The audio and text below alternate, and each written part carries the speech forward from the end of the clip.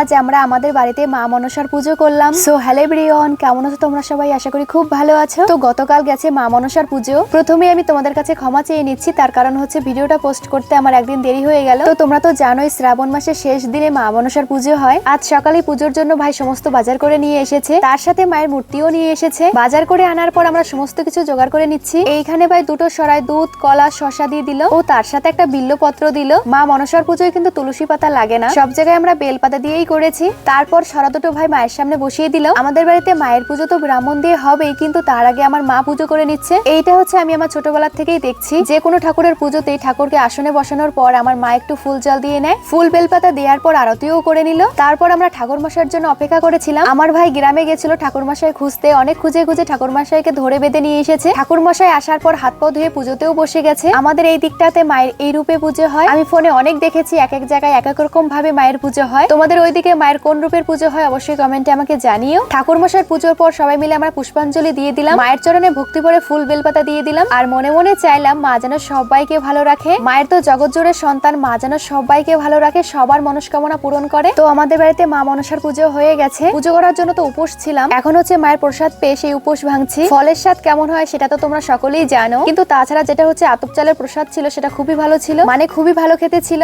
মায়ের প্রসাদ ভালো না হয়ে পারে? আতপ চাল, দুধ, কলা, চিনি সবকিছু দিয়েছিলাম। এখন তোমরা ভালোভাবে মায়ের মুখটা দর্শন করো, কত সুন্দর দেখতে লাগছে, মনে হচ্ছে আমাদের দিকে হাসি মুখে চেয়ে আছে। পুজোর পর বিকেলে গেছিলাম একটু ঘুরতে আমাদের ব্রিজের ওইদিকে। আমাদের ব্রিজের অবস্থা দেখো এইরকমই থেকে গেল সারা জীবন। আর খানায় অনেকটা জল বেড়ে গেছে, তার সাথে স্রোতও আছে, কিন্তু স্রোত উল্টো দিকে জল কমে যাচ্ছে। তো যাই হোক, ভিডিওটা কেমন লাগলো জানিও। দেখা হচ্ছে পরবর্তী কোনো ভিডিওতে, ততক্ষণ জন্য টাটা, ভালো থেকো সবাই।